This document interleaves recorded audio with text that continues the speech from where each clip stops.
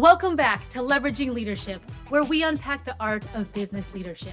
I'm your host, Emily Sander, Chief of Staff turned Executive Leadership Coach. This show is all about finding your points of greatest influence and leveraging them to better serve those around you. And our guest today is Eric Williams, and he is the Chief of Staff and Chief Operating Officer at Center of Parental Leave Leadership. And he is also the founder and consultant at Wility, and he helps overwhelmed leaders reclaim time, reduce stress, and unleash their potential. So Eric, welcome to the show. Hey, thank you for having me. I'm very excited to talk with you about this stuff today. Yes, so we have a lot to cover. So I want to definitely get into what you're doing at Wility and all of the things that you're doing to help leaders. But you are a Chief of Staff and a COO. So right there, that's a lot on your plate. So can you tell us a little bit about the organization that you're in, maybe the overall company size, the executive team, and what you do as both COS and COO? Yeah. In that dual role, it's a business that's really close to my heart in terms of what they're trying to solve is helping support parents and leaders through the transition to parenthood, becoming from a working person to working parent. And so I love the work that I do there. It's a startup that's really close to my heart and issue that I'm passionate about helping solve. Small team so far, grew, doubled in size in 2023 or so, but still relatively small, scrappy team. And as you know, when you're in a chief of staff, chief of operations type of role, it really includes doing a little bit of everything, which is something that I love. And one of the things that's really great about how it combines with my work, with my own business as well, is that I've been doing this work for years and years in terms of putting together teams. I've hired over 1,000 people throughout my career, both frontline staff as well as, mid and senior level professionals. And so all of that work goes into my work in my business at Wility, helping entrepreneurs through overwork and overwhelm to really recalibrate their business and get it running smooth and optimized. But I do that, I'm not just consulting and advising companies, but I'm also boots on the ground, essentially doing that work in conjunction with the founder. And so it's great to be able to have those dual type of roles as well, where I get to continue to do it in practice with a company that I love, as well as be able to coach entrepreneurs through this as well. And just out of curiosity, what made the founder say, I need someone to come in at this stage of the company as Chief of Staff and Chief Operating Officer? Yeah, I think that role sort of evolved as I have been with the company, mainly just because there are so many moving pieces, moving parts. And so having someone keep that bird's eye view. There is a book, I'm blanking on the name, Jet Fuel maybe, Okay. about this kind of dual role visionary CEO with a kind of practical nuts and bolts counterpart who's managing the schedule, the to-dos, the client deliverables, the expectations and deliverables for the team. So someone who's really managing the company, managing the day-to-day things that are going on, keeping that bird's eye view of the company, as well as filling in the gaps where they're needed so that the CEO can continue to do the work that they're best at, which is usually bringing other people into the vision, going out and talking with clients, doing some of the service and deliverable work as well. And so that's a lot of what I provide in my business as well, and as in a slightly different way in the program that I provide. But a lot of the time, entrepreneurs are kind of in a similar position where they've been able to grow their company to a certain size, and then they sort of feel stuck. And it's really about then streamlining, optimizing the business, getting those key systems in place so that they can do their work repeatably, that they don't have to reinvent the wheel every time, and that they can then be able to start delegating that to other folks on the team and level up their business. And so it's a similar type of thing where I'm working with, as a very practical, step-by-step type of brain that I have. I get to work with a lot of entrepreneurs who are sometimes, great at what they do. They've been doing this work for years, but they haven't been able to systematize what they're brilliant at into step-by-step processes that other people can follow. Yeah. So I've run into so many combinations of folks where you do have that visionary founder and they can see a gap in the market and no one else can see it. And they can vision cast, like, if we build this, then that will close that gap. And you're right, they don't have and here's how we bring that vision down to reality. And here's how we make that happen on the ground. They often need someone to partner with a complementary skill set that says, okay, I see your vision. I'm on board with that. Here's how we tactically do that and operationalize that strategy. So I've heard so many combinations, but it's good to hear you having a similar experience. With that said, how do you interact with your principal? Is that kind of just touching base and informing? Is that pretty? They like to stay close to things. What's that cadence look like? Yeah, well, she's very hands-on, and so it's a lot of working side by side on different things, even if we're working on our own areas of work. Because it's a remote setting, it's almost like being in an office together periodically through the week, and just having that side by side work time and asking questions, being able to direct things. I come to those meetings with very specific deliverables and items that are on the priority list for the week that we talk through. One of the things that's helpful is to just keep focused on the stuff that's not necessarily fun and exciting that just needs to be done on a day-to-day, week-to-week basis. And those are the things that are really moving us forward over time, is taking this one step here this week, taking the next step the next week.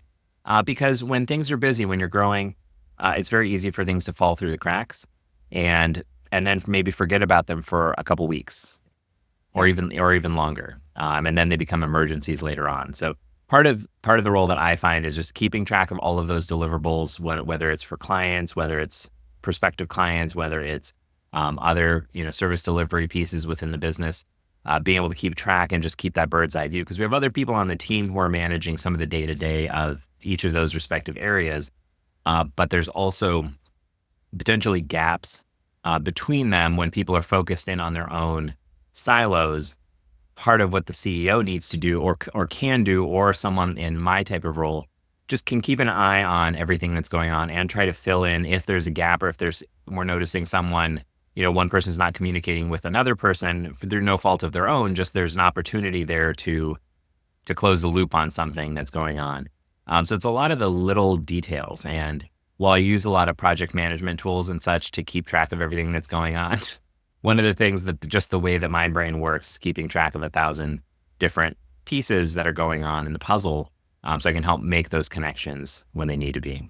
A true chief of staff, yes. Kind of beautiful minds, the puzzle pieces, and light flashes out in different numbers, yes. But I mean, similar to what you've described, I've worked with so many chiefs of staff who either are called chief of staff or have a dual role like you.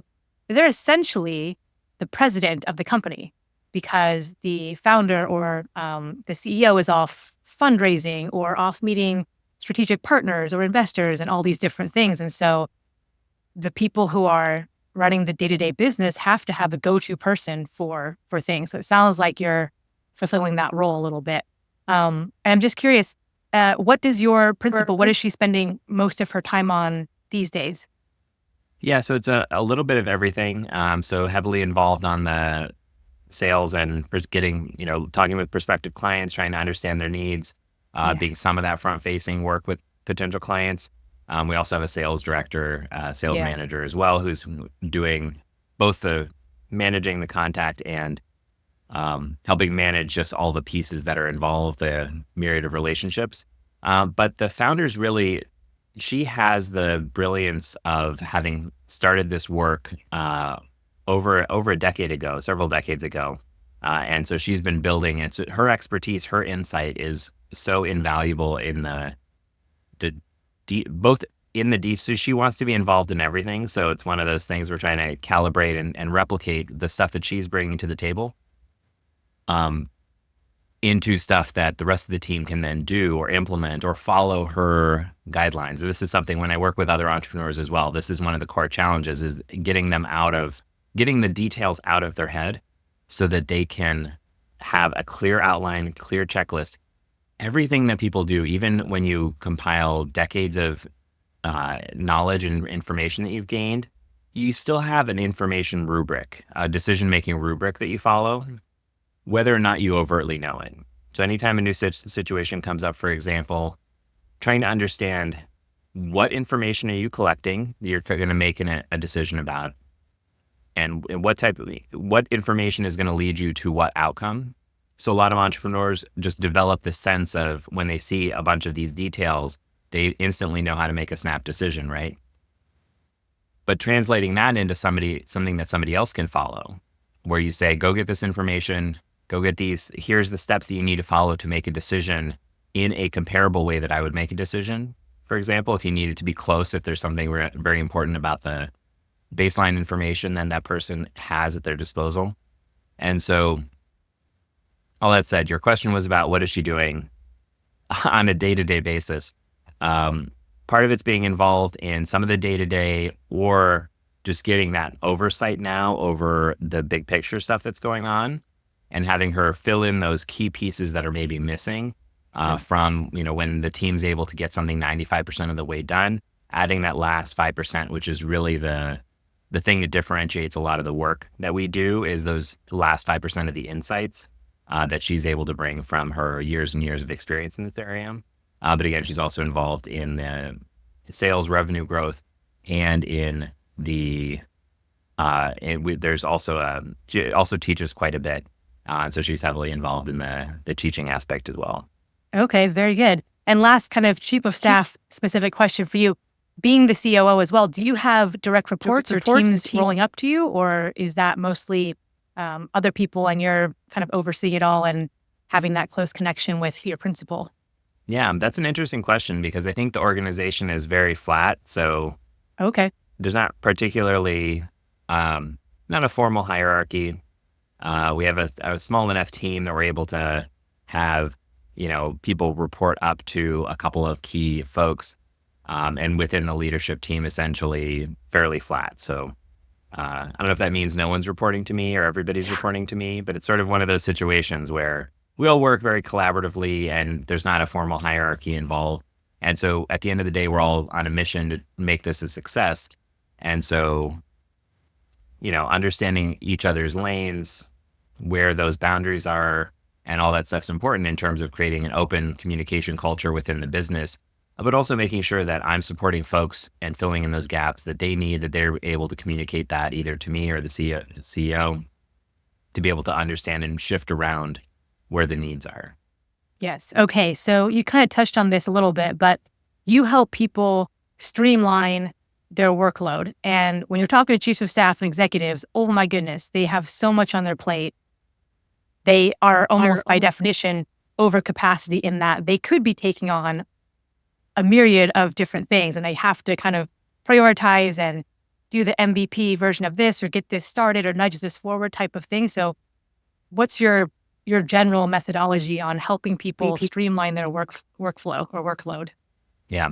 A lot of the time when I talk to them, I'm going to say at the end of their rope, but something's happened and it may have been a week's worth of overwhelm, more likely months or years worth of overwork, overwhelm, burnout, really getting to the end of their rope. Sometimes getting into substance abuse or some other thing that's going on, potentially on the verge of divorce or having tensions in their relationship, not seeing their kids. Like some of this stuff is very serious when I end up working with entrepreneurs because the stress and overwhelm has gotten to a point where it's unmanageable for them and they realize that they need to do something different. Ideally, I'm working with folks before that happens, but a lot of the time that revelatory moment doesn't happen until you get to that point. Then the understanding that you need to do something about it. And whether it's working with me or figuring it out themselves, at the end of the day, it's the entrepreneur needing to commit to themselves to get this solved one way or another because something in their life has become untenable. It's not something that they can continue. Sometimes their business is going to collapse within a few months or 6 months or a year. They can see it coming and they know they need to do something to solve it. And so not to be all doom and gloom, but that's a lot of the time when folks really need to double down and make that change, or just they see it coming. They're starting to feel that sense of burnout. They know that there's not a better time to solve it. And that's the unfortunate truth is that once you get into this cycle of overwhelm and burnout in your business where your schedule is booked up, where you're working 60, 80, 100 hours a week, and then you start to deal with emergency after emergency, fire drill after fire drill, because because that one emergency makes other things slide, which makes them emergencies, and you're on deadlines all of a sudden. And it just creates this cycle that a lot of folks are not able to get out of. And so when I come in to work with folks, we're really talking about needing to put out the fires, essentially, one of the first things that we do. So we go to work on the mechanics right away, seeing what can be totally eliminated, scaled back, batched together, eliminated with, systematized, delegated, and automated. We go to work along those 5 different dimensions so that they can really understand and get those quick wins in their schedule. So we open up their business, take a look what's going on. A lot of the time with entrepreneurs, it's about them and their schedule too, because we can't always solve all of the problems in the business right away. But a lot of the time, what the entrepreneur, the CEO is dealing with themselves, that's where we want to start, because they need to solve this problem for themselves first, get themselves out of those 80, 100-hour work weeks so that they can find more time to be able to work on their business and streamline and scale the rest of their business. So we go to work on mechanics. We also work on the identity that they're bringing to the table, because a lot Just of the to jump time in really quick. So yeah. what are the 5 again? Can you say those again? Yeah. So it's eliminating, batching, systematizing, delegating, and automating. Okay. Can you just run through like maybe 2 or 3 examples of those things? Yeah. Yeah. So in the program that I do, between systematizing the business, so those are things like standard operating procedures. Those are things like standard processes for things. It doesn't have to be complicated stuff where it's a written kind of full binder manual type of thing. In some cases, just a checklist. In some cases, it's a video training. In some cases, it's just something that codifies how the work gets done in a certain way. This is the reason I'm going to pick this one paired with delegation, is because this is one of the areas that I find CEOs, especially early on, they might be solo, they might have 2, 5, 10, 15 staff. If they get much bigger than that, then they probably solve some of these, although a lot of the time entrepreneurs also need to essentially address this at a varying points of time in their growth phase. So they might be able to go from 5 people to 15 people, but then they need to reset and figure out what's the norms and procedures moving forward when they get to the next level, for example. So systematizing is just how things are getting done, make them routine, codify what the norms and expectations are so that it can be communicated easily and practically. This could be an example of how a CEO trains someone new coming onto their team. A lot of the time, the norm might be to sit side by side with someone and just have them shadow you. And there's not really a formal onboarding or formal training around this. There's a lot of questions. It relies on someone's notes to come back, and that's always imperfect. And as an example of how you can do this systematically is there's a specific way on how to handle this thing. You could record it for posterity while you're training that new person so that they can go back and review that training, for example, so that they can get additional questions answered beyond just that one moment that the CEO is training that person. But also the next time you hire someone, the CEO can direct them to that training first and then answer questions. And then you start to get this virtuous cycle of time back because you did it once and codified it, and you're able to delegate it to other people to do. And so that's why systematizing parts of the business and delegating I find to be such a good pair in the work that we do early on with businesses and business owners, because the other flip side, a lot of entrepreneurs will try to delegate something that they haven't fully systematized yet. There's not a clear process, operations, expectations, context for the thing that they're trying to delegate, whether it's a big project or a small, concise project. And so having them go through this process of systematizing parts of their business is a really good pair with delegating, because if you can systematize something, essentially create a checklist, a process, here's the context, here's the picture, here's the product of work that I'm expecting back from you, and pair that with what are the items on your task list that really can be delegated either fully into a new role or partly over to somebody so you can get it off your calendar. Because if you don't have it systematized, it's really tough to delegate it if you're not super clear on all of those details that are involved. Yeah. So, and if you're talking to a busy executive, that sometimes can sound like a catch-22. It's like, I have so much going on and you want me to stop and write things down for other people. But are you saying at some point to get yourself out of that cycle, you will have to zoom out a little bit, step back a little bit and say, what am I spending my time on here? Let me look at my calendar, do a time audit, whatever. Okay, if I was trying to be objective here, I could hand this off. Maybe I don't want to because I like control, or maybe it doesn't feel right because they might not do it as good as me, but I don't need to be doing that. Or in fact, like, ooh, I'm the founder of this company and I am still doing, X, Y, and Z. That can be done by 7 other people at this point. So is it going through and finding just those like low hanging fruit, like this one's obvious, like just hand this one off. This makes sense. Yeah. Yeah. So that's why I say this is the first, working on these mechanics types problems are the first ones that we do, mainly because we're essentially trying to bandage the wound, right? If we're talking about somebody working 80, 100 hours a week and feeling burnt out and, it's not looking like it's going to get better. When I said sometimes now is the best moment to act because you can't see how you're going to get a lighter load, a lighter schedule, and you're just going to go further into burnout. And so having that sense of needing to solve it now, we have to essentially stop the bleeding, address some of those low-hanging fruit issues, as you said, Emily, so that they can unlock their time. And a lot of the time, even these low-hanging fruit items, if we just do a quick audit through the task list, it can save 5, 10, 15, 20 hours a week. A lot of the time, this is very just a pass. It's not a quick pass, but just the pass through on this level can really unlock a lot of time, because a lot of the time these are just habits and behaviors and things that are in their schedule that are somewhat of a byproduct of momentum. And just because they haven't had that time to zoom out and think about their business, think about their time, whether they're using their time effectively, just because they're so busy trying to keep their head above water, there's a lot of wins that you can do really early on in that process. But we also then have to look ahead, right? Because we want to solve some of the immediate issues that are in there and save them that first 10, 15 hours, 20 hours a week.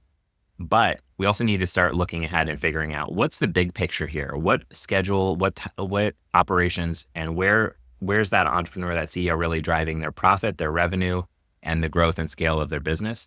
And so then we have to start to rework their schedule, their priorities, work on their identity, how they're making, which is, when I talk about identity, it's really the framework from which you're making decisions about what to do, what not to do, where to prioritize your time, how you're making those thousands of little decisions every day. Because if you shift that framework that you're making decisions from, where your values are, what do you need to be, who do you need to be to carry this business into the next stage?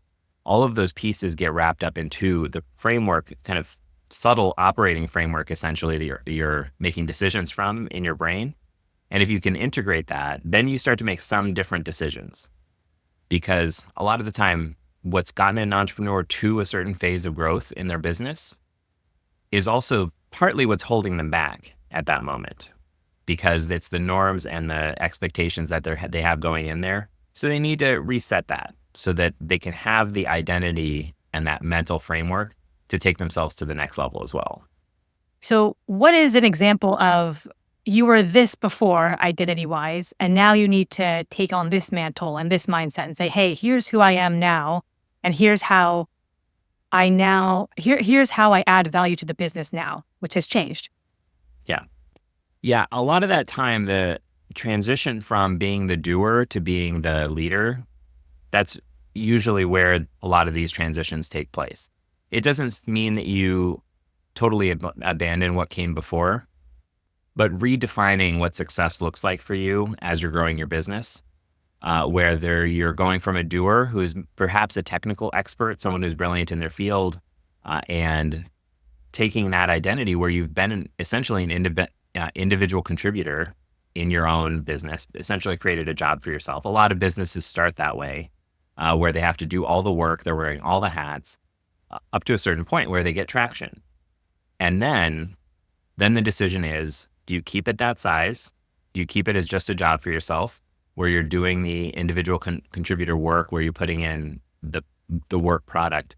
Or are you building a business that's creating a system that can replicate that outcome that you're so great at? Yeah. And those are two very different problems. Creating a replicable system in your business as opposed to doing the work yourself. And sometimes you can get to 2, 3, 5, 10 people on your staff and still primarily be an individual contributor, right? Because sometimes you're able to delegate or replicate some of the pieces, but you're still really the central focal point of the business. And until you can step out and the business system can run without you and still get that quality outcome, that's the distinction where you need to move to, is shifting that identity of where you're best adding value to the company. And some people just like to stay at that level and want to do the work themselves. And that's great. There's no problem with that. But don't confuse needing to grow your business or wanting to grow your business with wanting to do the work on the ground. Because if that's the case, that's fine. You can build a business that works for you and that addresses that priority. But if you want to grow the impact and create those replicable outcomes for more and more clients and customers, then you need to shift your identity into that one of, how do I make this replicable? How do I make this outcome happen every time with quality, with speed? That is the way that I'm doing it, or a new way that still replicates that genius that they brought into their business in the first place. I think a lot of entrepreneurs, I've spoken with entrepreneurs who come to me and say, Emily, I'm working 80 hours a week and my business is plateauing. And we talk through the different things that are happening in the business and the different ways they're approaching their things. And they go, what's the problem? What's the bottleneck? And I'm like, do you have a mirror nearby? Because you are now slowing things down. There comes a tipping point and an inflection point where exactly what you said, you getting in the weeds and doing that production work is no longer what makes you successful. In fact, it's holding you back, and you have to break through and say, all right, the way I add value is now much different, and I have to do a mindset shift, and my behaviors have to follow. So I think that's, I've seen that happen time and time again. I wanted to talk to you about, you talk about sustainable leadership in terms of leaders have multiple hats, they have multiple roles they play. Certainly a chief of staff does just within their one role. But when you talk about sustainable leadership and saying, hey, can you, I don't want to pace yourself is the phrase that came to mind, but I don't know if that's right. It's making sure that you can be a good leader and show up the way you want over a long period of time. I just saw a quote on LinkedIn the other day that said, don't do today what you can't recover from tomorrow. And it's like, oh yeah, like we burn ourselves out and then we expect ourselves to somehow perform well tomorrow, when it's like, if you do more than what you can recover from, you literally like logically set yourself up for failure. Yeah. Yeah, exactly, Emily. And I love the way that you put that, at pace yourself, because I think that simplifies the concept so much better than sustainable leadership. But pacing yourself, right? And you said a great example of, if you can't recover tomorrow, then you're not going to recover the next day, right? If you're creating a pace that is beyond what you can recover from, and there are going to be moments that are going to be challenging, right? The last couple of years, the economy, threat of recession, and other hiring challenges have definitely put pressure on entrepreneurs. In any industry, there's always hiccups. In any individual business, there's always hiccups. And I would go a step further. It's not just what you can plan on, because you know what the trajectory, the pace, and the cadence of your business is on a normal day. But on any given day, a key member of your staff might find another job. You might have supply chain issues. You might have other issues. And if you're operating at a pace where you're barely able to keep up when things are fine, then you're not going to be prepared to solve the problems that come up, the unexpected problems that are they're unexpected, but they're absolutely going to happen. There's going to be some challenge, some hiccup, whatever it is, right? And so if you're operating at a pace where you're barely under your max capacity, if anything breaks, if anything happens, then you're out, right? Because then if you're kind of maxed out on how much time you're working, you're totally brain dead by the end of the day, and you're already working 60, 80 hours, you don't have any extra time to solve that problem.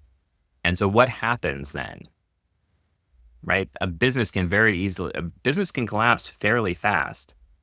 Sometimes it can last longer. Sometimes it's a matter of pulling, some all-nighters. But if you're pulling an all-nighter on top of 60, 80 hours a week, then where are you going to recover?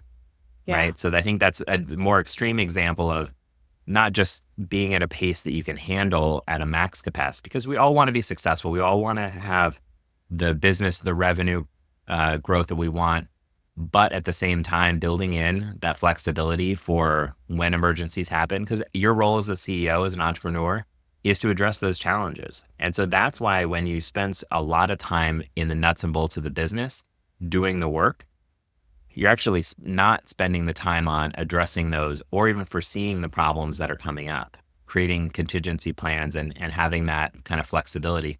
Because that's really where you're going to need to spend your time on and have some flexibility, even if you're picking up a lot of the, let's say, day-to-day work, being able to flex and delegate that stuff back to other people on the team or to hire someone new on the team so that you can address the challenges that are ahead, because no one else is going to solve those big challenges. That's really what we sign up for as entrepreneurs, as CEOs, is to a willingness to address those issues and address the challenges head on and have the mental capacity to be able to address those.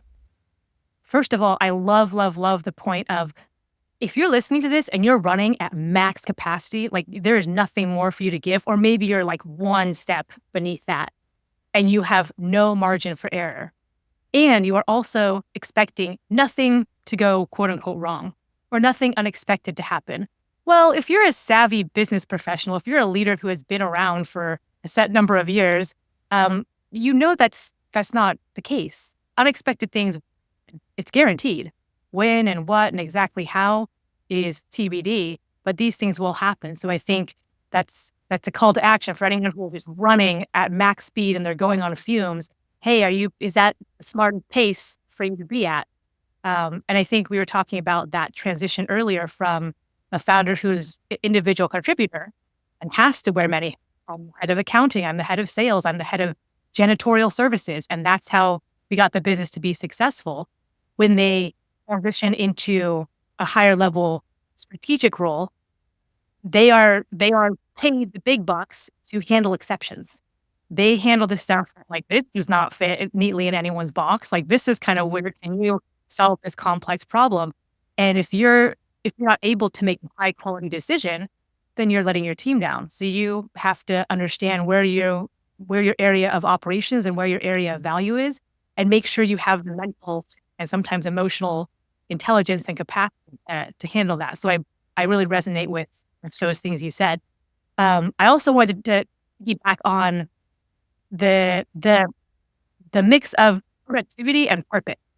So a lot of times entrepreneurs get into something because I'm passionate about this issue, or I see this gap in the market and it's really exciting, and they are willing to work hard for a set period of years being off the ground because it's connected to their big why. So I just wanted to open that up and hear what you have to say on productivity and purpose.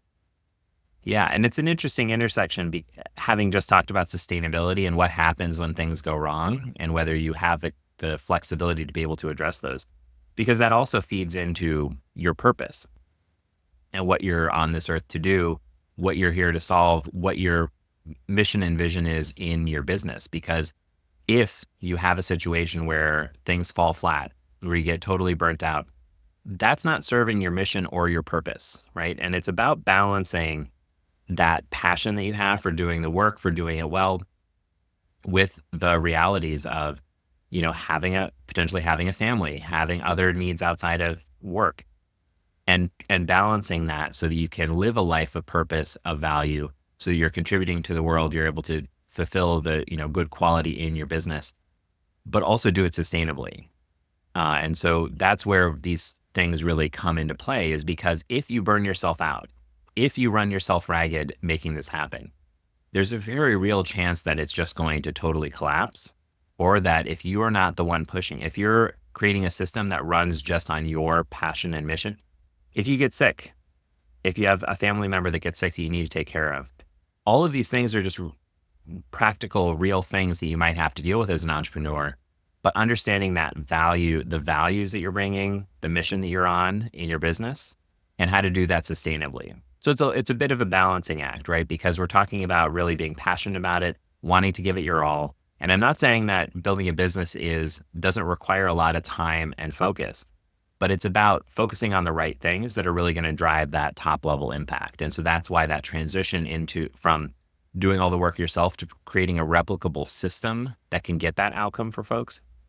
That's about the mission as well, because you're able to serve more people at a higher level if you can create a replicable system in your business that achieves those outcomes at scale, right? And that's the scale is whatever you want it to be, whatever you feel like is within your capacity, within your goals, within the amount of time that you want to be spending on your business and the amount of time that you want to be spending outside of your business.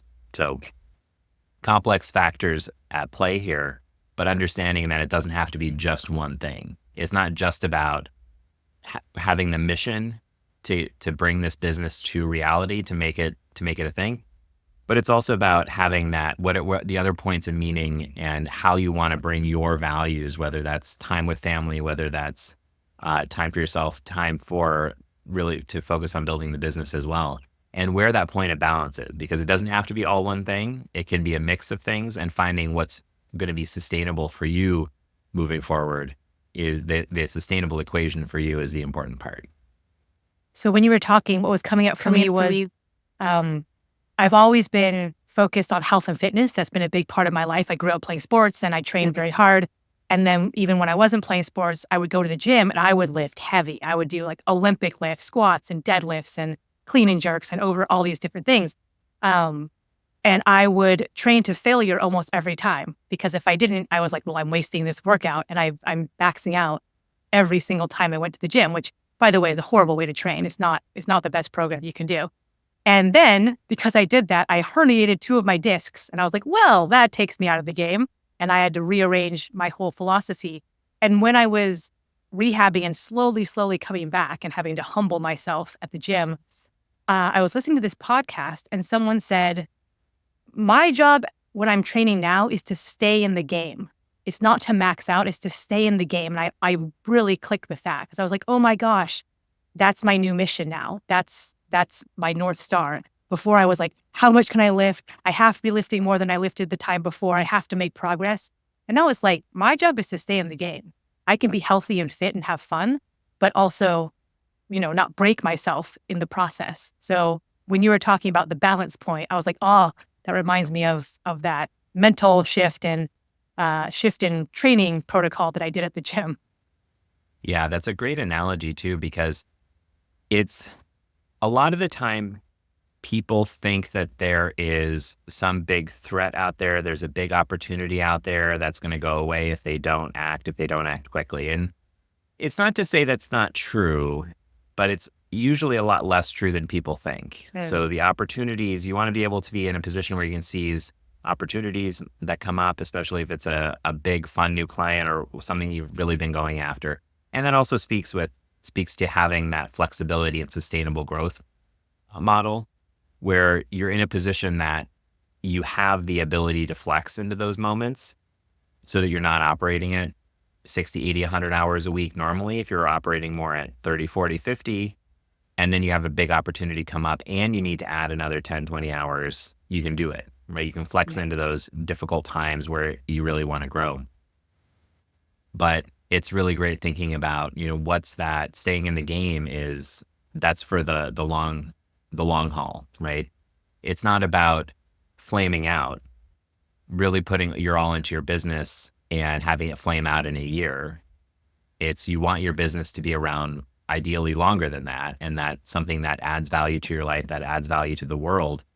And if you flame out, if you burn out early on, even later on, if you get into that cycle, it's not really serving anybody to get into that cycle of burnout, overwhelm, overwork, because you're not serving your clients, you're not serving yourself. It's potentially creating tension at home with your kids or with your spouse.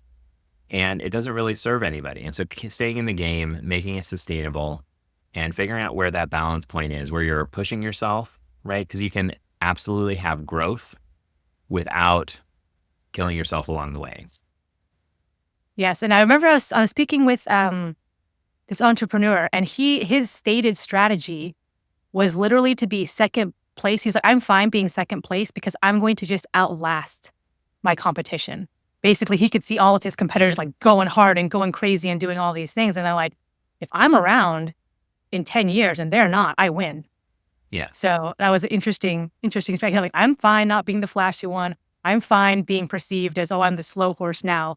You just wait. I have the long game in mind. I was like, oh, that's savvy. That's like vicious in its own way. So I remember that conversation. But I think to your point also, it's sometimes you do have to put in the extra hours. Sometimes you got to go full throttle and max speed temporarily. And you need to be smart about when and how you do that. But sometimes that's part of the game. Like, yeah, this month, this quarter is going to be all in. And then you're able to pull back in other areas or other ways. So it's like, it reminds me of the quote, like, everything in moderation, including moderation. So sometimes you got to be extreme. So that reminded me of that quote as well. Yeah. Yeah. That's, when I talk to folks too, it's the goal is whatever you want it to be in terms of your business. And sometimes that means working hard and finding where those opportunities are to grow.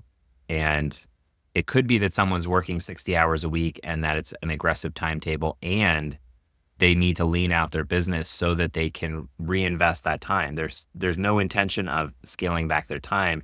They might be on that bleeding edge of what's sustainable for them, but they really need to streamline and optimize their business so that they can reutilize that time in their schedule for even more growth because they're trying to reach a goal or they're trying to get to a certain level, or they're trying to really push through and level up their business so that they can hire that other person who is then going to take out 40 hours from their work week, right? So going through these transition moments don't mean that it's just a, magic wand, take time out of your schedule. It is really a set of complex factors that's unique to everybody based on where they want it, where they are, where they've been, where they are, where they want to be, and what it's going to take to move them to that place that they really want to be.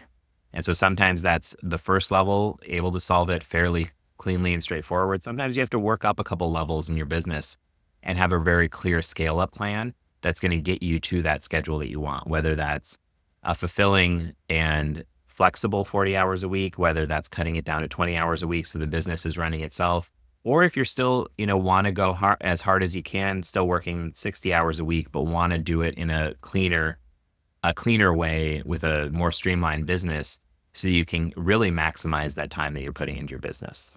Yeah. And I think, it's kind of like, what do you want your life to look like? And then how do you arrange things in such a way that can become a reality? And as we wrap up here, I just want to thank you. I know you have many roles and many hats, and you have chief of staff, you've got chief operating officer, you have founder, consultant, and you also have dad, and I believe you have a 3-month-old. So I know you're attending to all these different roles and areas of your life, and I so appreciate you taking the time to be on and sharing your knowledge and experience here. So let me know if there's anything else you wanted to add for a final thought for our listeners. But other than that, it's been a great conversation.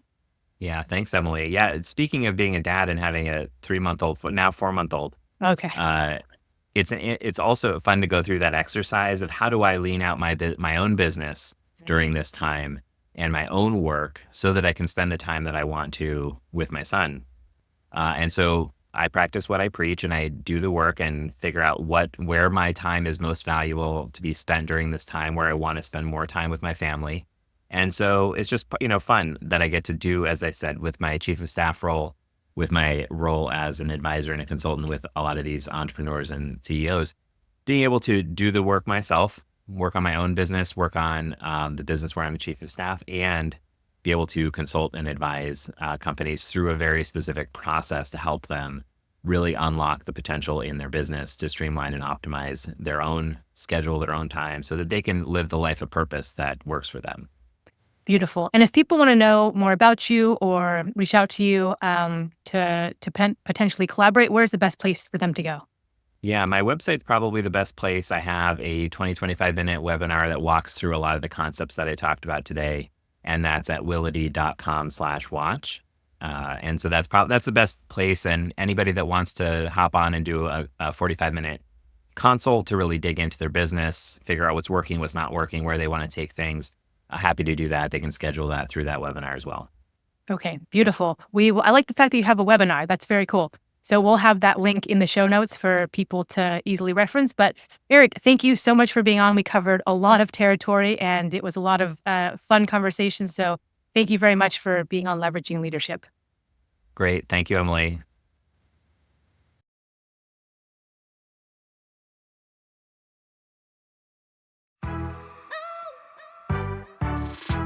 If you enjoyed today's episode, please like, share, and subscribe wherever you get your podcasts.